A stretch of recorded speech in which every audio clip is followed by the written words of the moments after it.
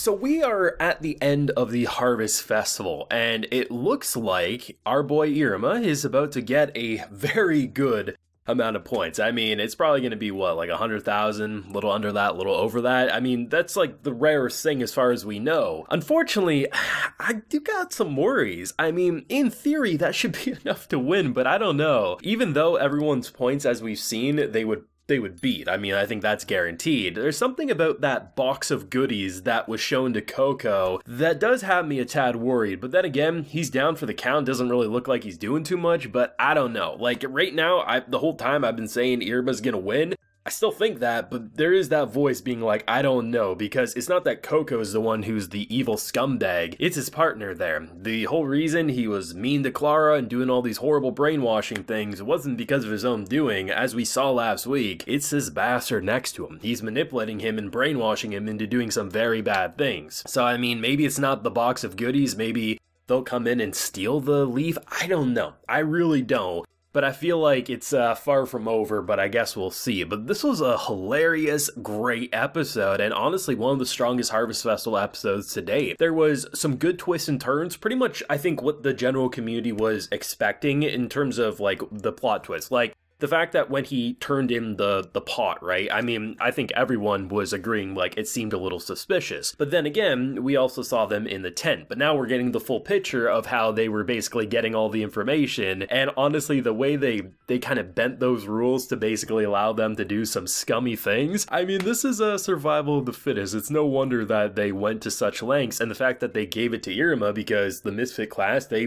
ride or die for Iruma. At this point, they realize that they can't do it themselves. Time's running out, so what can they do other than help our boy? And honestly, it just felt like the Misfit class came together at the end, and honestly, seeing how far different characters would go, but then they wouldn't go that extra mile. Like, our girl literally had all of these beasts say, collect us for food, like, store us as points, like, basically saying, you can kill us if it means you can win. And she's like, no, it's not worth it, I gotta be a good queen. And I'm like, man, just the fact that this show can blend demonic and heartwarming into such a colorful package. I mean, every time a character is getting this close to going full into their demonic mode, you get some very brutal things, like in the case of our girl literally about to use 100% of her seduction on a boy in a cage. Probably would have broke him completely for good. There's a lot of darker undertones, but it also is a show that uses friendship in a way that doesn't make you roll your eyes, but rather say it's really wholesome to see how far these characters will go. The thing that I have my biggest question right now is if Iruma ends up winning, what happens with Coco? Because he's someone who we know is basically always stuck in second, and he wanted to try his hardest and not be scummy to get first place. And then in return, the partner he's working with did a lot of things that forced him to do things against his will. So I'm curious to see like where his character will go should he lose in terms of the relationship with the Misfit class, because we know how Iruma is, and I mean, if they have an actual conversation, I mean, you could definitely see a friendship blossoming there. But should he win, I honestly think that might be worse for him, right? Because if he wins knowing that he did things that he didn't want to, like he got first finally by maybe doing things that hurt other people, how bad would he feel about himself? Or will they go the direction of saying, it's a part of him, you know, this is just how the test works, it was okay to use your abilities. Maybe Iruma would then encourage him in that way, I don't know. I just don't feel like this show wants to go the direction of win or lose for either one of these two, because those are the only two likely options in my opinion.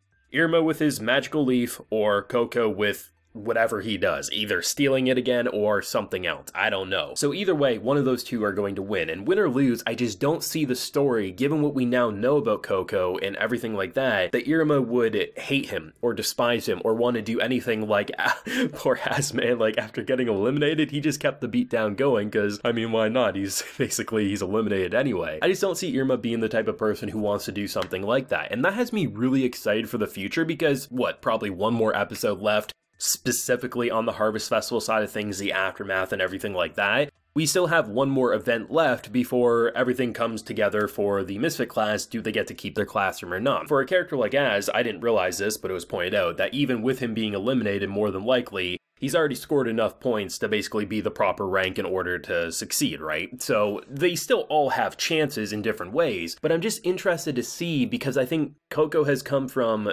being the most despicable character at face glance within one episode last week, making me say, damn, I actually feel bad for him, and knowing that he was manipulated in such a way he needs a class like the Misfit class now more than ever, and I'm really interested to see what they're gonna do. It's really hard at this point to even pick a favorite moment of this show because there's been so many high points, but I like the fact that rather than it just simply being all about the leaf and basically growing the seed into this magical being that will grant them 100,000 points or whatever, instead, the characters, even in an episode like this, it all felt like a team effort. And even though different sections were fighting with each other, it still felt like at the end of the day, they could still come together. A character like Az doesn't care about getting eliminated. After hearing everything that was being planned, like the most important thing was to prevent Iruma from suffering, because not only is Iruma their leader at the end of the day, he also, from their point of view, probably has the most potential to be the Young King, even though from a logical point of view, outside that class, you'd look at a character like Az and be like, well, that's probably the Young King up in the making, in terms of at least having a decent shot.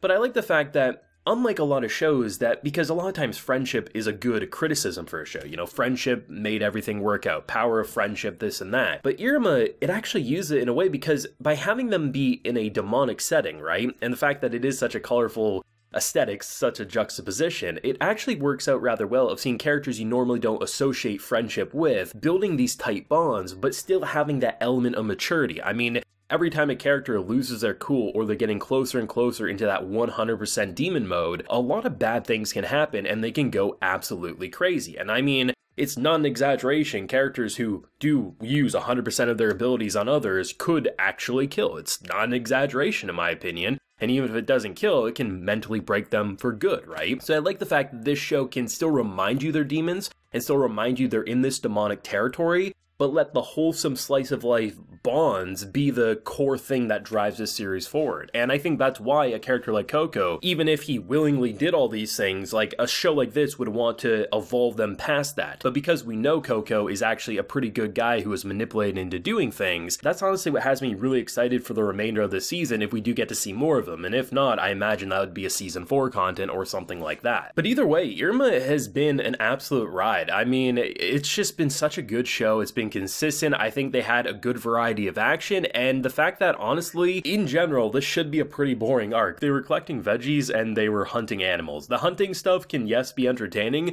but on paper, would this be the most interesting arc? No, but we watched a boy talk to a sphinx and out-manipulate him in riddles and story times. We've seen some great action, we've seen some funny things, and the fact that, you know, you can have our boy just make a giant castle as a pillow and, everyone gives all their points because they just enjoyed the power of friendship. I mean, there was a lot to really enjoy about this arc, and I'm excited to see, win or lose, which one of these two, unless they decide to do a surprise sucker punch and there's a magical third person who ends up winning. But right now, it seems like either Iruma or Coco will end up winning, and honestly, no matter which one of them wins, I'm not sure where you go from that, because honestly, no matter what, that pairing is going to be fascinating to follow in the future. But thoughts and feelings yourself on this week's Iruma episode, and where do you hope to see it go in next week? Do let me know. Leave a like if you enjoyed and subscribe if you're new around here. Be sure to ring that bell if you want to get as many notifications to the channel as possible, and please take care and have a good one.